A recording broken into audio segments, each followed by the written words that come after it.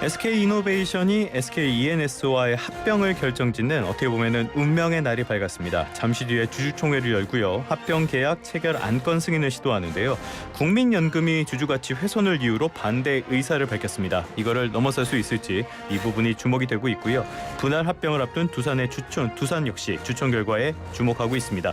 기업과 리더의 이야기를 이어주신 분이죠. 리더스 인덱스의 박주근 대표님과 이야기 나눠보겠습니다. 대표님 어서 오십시오. 네, 안녕하세요. 방송 시작하기 전에 노안에 대한 이야기를 하고 있었는데 노안 얘기는 여기까지만 하고 이제 본격적인 이야기 앞서서요. 어제 나온 뉴스 한번 짚어보도록 할게요. 네. 최태원 회장의 동거인인 김희영 이사장 노소영 나비 관장의 아트센터 나비 관장에게 위자료 20억 지급 완료했다고 하는데 판결이 나온 지 닷새 만에 직접 송금을 했다고 해요. 네. 이렇게 서두른 이유가 뭘까요? 되게 이례적이었죠. 예. 실제 지난 22일 날 이제 판결이 났어요. 네. 서울가정법원에서 판결이 났는데 30억을 청구를 했는데 이제 법원에서 1심에서 20억을 지급하라고 판결을 났고 예. 보통 이런 판결이 나면 항소를 하지 않습니까? 항소를 안 한다는 그 밝힌 지 나흘 만에 정확하게 나흘 만에 20억을 네. 통장으로 송금을 했다고 하는데 이게 재미있는 게 노관장 쪽에 또 입장이 재미있었어요. 왜냐하면 노관장 쪽에 이제 변호사들끼리 이야기인데 네. 노관장 쪽 변호인들은 일반적인 송금 행위는 노관장에게 돈만 주면 그만 아니냐는 인식에서 비롯된 거 아닌가. 근데 통장 번호를 어떻게 알았으며 예. 그러니까 통장 번호를 어떻게 알았는지 물어봤더니 옛날 최태원 회장이 SK그룹 네. 회장이 가지고 있는 뭐 생활비 지급하는 통장 번호를 알고 있어서 지급했다. 보통 이제 이런 판결이 나면 네. 판결 청구하라고 이제 법원에 다시 날아가고 하는데 저는 사실 그런 절차를 통해서 간 줄 알았는데 그것도 아니었네요. 안 그러면? 했다는 거죠. 네. 그래서 그러면 왜 이렇게 빨리 청구를 했느냐? 예. 아무래도 오늘 이제 방금 우리가 이야기했듯이 SK그룹에 관한 여러 가지 이슈들이 지금 있지 않습니까? 네. 그런 이슈들에 대해서 뭔가 노이즈를 주지 않기 위해서 빨리 액션을 취한 것이 아닌가라고 지금 해석되고 있는 부분입니다. 그러니까 개인적인 자금 같은 것들은 빨리 그냥 덮어버리는 게 그렇죠. 낫겠다. 네. 알겠습니다. 그러면은 그 덮은 이유를 좀 살펴봐야 하겠죠. SK이노베이션과 E&S 합병 이거를 살펴봐야 되겠는데 잠시 뒤죠. 10시 주주총회 이거 해가지고 의결을 한다고 하는데 합병 안건 통과가 지금은 유력하죠. 그렇죠. 이제 예. SK이노베이션과 SKE&S의 합병이잖아요. 네네. 그 양 두 개 회사에서 동시에 이제 이사회를 주총을 열어야 되는 거죠. 네. 먼저 SKE&S의 주총은 큰 문제 없어 보입니다. 왜냐하면 그 지분의 90%가 네. 주 SK가 가지고 있으니까 그럼 뭐 이거는 그냥 넘어가는 자연스럽게 통과가 확실한 거고 문제 관건은 SK이노베이션인데 현재 SK이노베이션 지분 구조를 보면 주 SK가 36.2%를 가지고 있어요. 네. 그리고 개인들이 25%를 가지고 있어요. 그리고 외국인이 20.9%, 21%를 가지고 있고 기관이 14.3%를 가지고 있는데 네. 그 기관 중에 국민연금이 6.2%입니다. 그러니까 실제적인 그래서 2대 주주가 되는 예. 거죠. 근데 보통 이제 합병 승인을 위해서는 출석 주주의 3분의 2 이상의 예. 찬성이 필요합니다. 네네. 그리고 반대 주주들의 출석 비율이 이제 관건이 되는데 일단 이번 주총에서 합병 승인은 가능할 것 같아요. 왜냐하면 일단 SK 주가 36.2%를 가지고 있고 그렇죠. 그것만 해도 3분의 1이네요. 개인 주주는 모르겠지만 외국인 주주가 21%인데 일단 외국인 이제 기관들이 네. 뭐 찬성 쪽으로 아마 이야기를 한 것 같아요. 우호 지분을 많이 우호 확보를 지분을. 했군요. 그러면 뭐 찬성에는 문제가 없다고 지금 보고 있는 것 같습니다. 알겠습니다. 국민연금이 반대한 이유는 잠시 뒤에 살펴보기로 하고 이번에 이 합병하는 방안 요거 간단하게 좀 설명 좀 부탁드릴게요. 시작은 이 모든 이제 이 합병의 시작은 SK그룹 전체적으로 보면 재무구조 개선이 있습니다. 재무구조 개선의 목표는 SK이노베이션 산하에 있는 SK온이라는 2차 전지 회사를 그렇죠. 살리기 예. 위해서 일종의 오랫동안 지금 적자가 이어지고 있죠. 그렇죠. 예. 라이언 일병 구하기죠. 네. 이제 2차 전지 사업은 좀 가져가야 된다는 SK그룹의 어떤 결정으로 인해서 SK온을 살리기 위해서 어떻게 해야 되느냐. 그럼 그룹 계열사 중에서 가장 돈을 좀 잘 버는 알짜 회사 하나를 SK이노베이션하고 합병을 하면 적자가 나고 있는 SK온에 대한 좀 돈도 되고 네. 뭔가 좀 좋지 않겠느냐는 판단하에서 SKENS를 SK이노베이션에 합병하는 걸로 했는데 이제 문제는 뭐냐면 합병 비율이죠. 합병 비율이 사실 SK이노베이션은 자산 규모 80조짜리 회사입니다. 예. 그리고 영업이익은 뭐 적지만 SK E&S는 자산 규모는 20조 정도 되고 영업이익이 한 1조 6천 이상 나는 알짜 기업이에요. 그런데 이 80조짜리 회사하고 20조짜리 회사를 1대 1.2 오히려 SK E&S의 가치를 더 평가해 준 것 때문에 네. SK 이노베이션 주주들은 소위 부글부글하고 있는 거죠. 어떻게 이렇게 평가할 수 있나? 아무리 아니, 뭐 화나죠. 아무리 법적으로 맞다고 그래도 이건 아니지 않느냐라는 것 때문에 지금 시끄럽고 있습니다.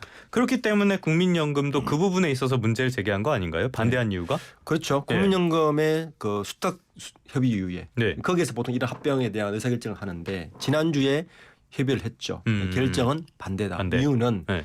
주주 가치 훼손이다라는 명확한 거죠. 제가 방금 말씀드렸듯이 SK 이노베이션은 상장 회사, 네. SK E&S는 비상장 회사인데 네네.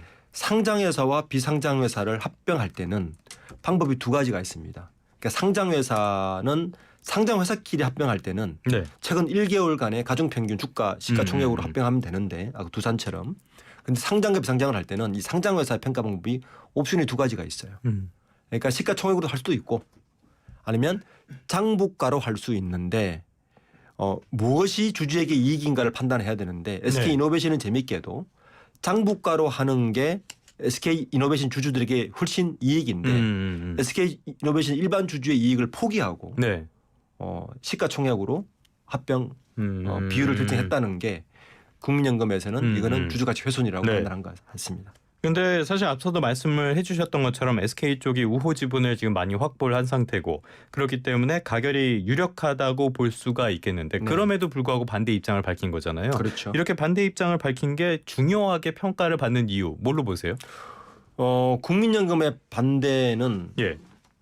실제 지분은 6.2%밖에 없지만 국민연금의 의사결정은 일종의 객관성의 담보. 그렇죠. 그리고 국민연금이 의사결정을 하면 사실 24%쯤이 가지고 있는 개인 주주들이 상당히 영향을 받습니다. 예. 그리고 아까 기관 지분율이 14%지 않습니까? 예. 국민연금이 6.3%지만 나머지 기관들도 영향을 받겠죠. 그리고 따지고 보면 24%에 14%면 거의 40% 영향을 받기 때문에 예. 실제 막상 합병 주주총회 최종은 67.367%를 확보를 해야 돼요. 네네네. 이게 아리까리 할 수 있는 게 첫 번째 이유고 두 번째는 국민연금이 반대하면 이제 이게 SK이노베이션이 이런 주주들을 달래기 위해서 주식 매수 청구권을 이제 발동을 할 거란 말이에요. 예. 그러니까 현재 가격보다 좀 높은 가격을 우리가 사줄 테니 파세요라고 준비한 게 있는데 네.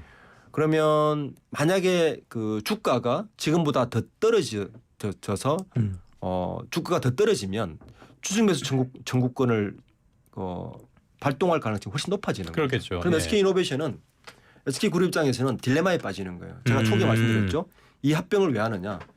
본질적 목적은 재무구조 개선인데 재무구조는 개선하려다가 오히려 돈이 더 나가는 돈을 너무 많이 써버리게 되네. 나가는 꼴이 되니까 오히려 SK이노베이션 전체 주주 입장에서는 본질적으로 호도되는 게 아니냐는 우려에 빠지는 거죠. 그렇기 때문에 국민연금의 반대는 이 주식 매수 청구권 나중에는 합병이 되더라도 주식 매수 청구권 때문에 합병이 부결될 수 있는 건 때문에 민감한 사안으로 이제 대두되고 있는 겁니다.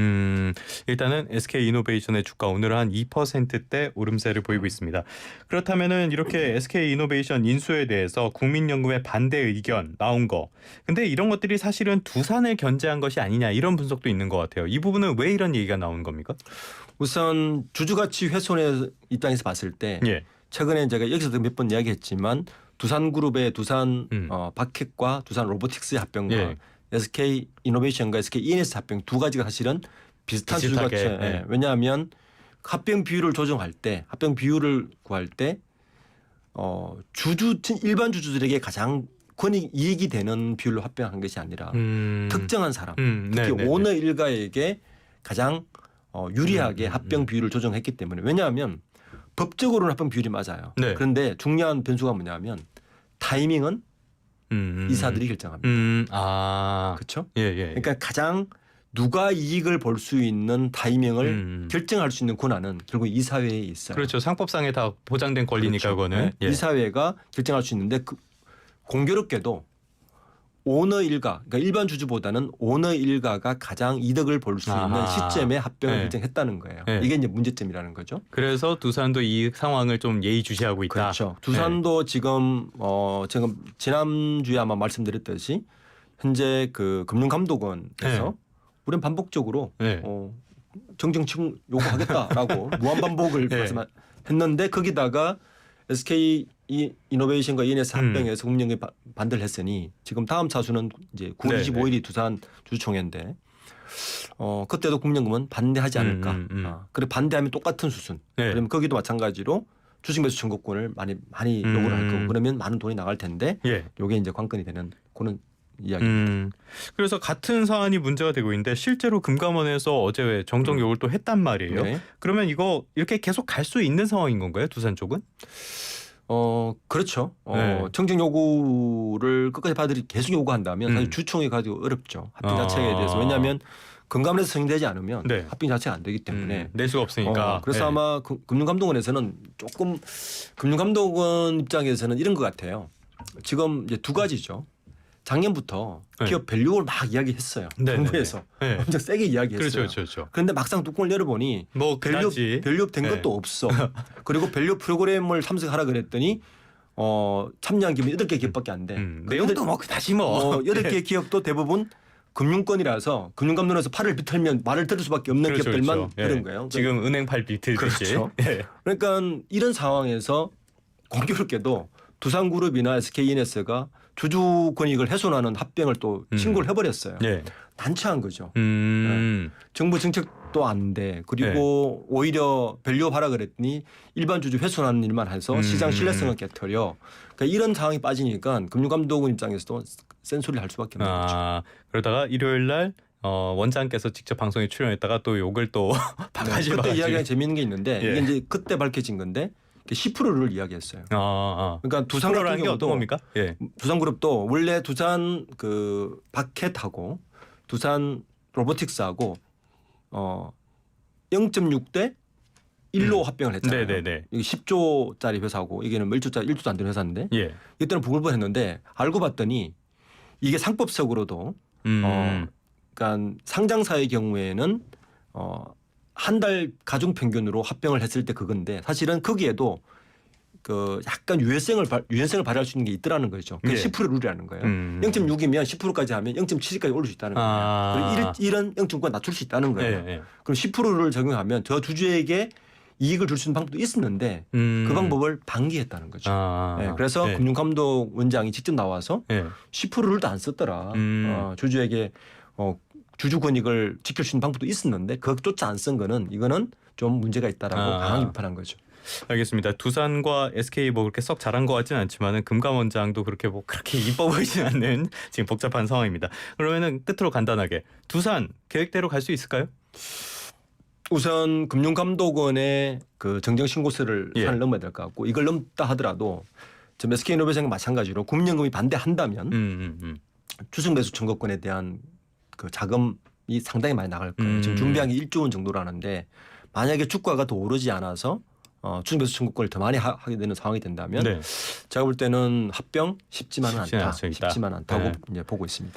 알겠습니다. 두산 오늘 SK 이노베이션 주총 이쪽 결과도 지켜보는 게 좋겠습니다. 지금까지 박주근 리더스 인덱스 대표님과 함께 관련된 내용 이야기 나눠봤습니다. 오늘 말씀 고맙습니다. 네, 감사합니다.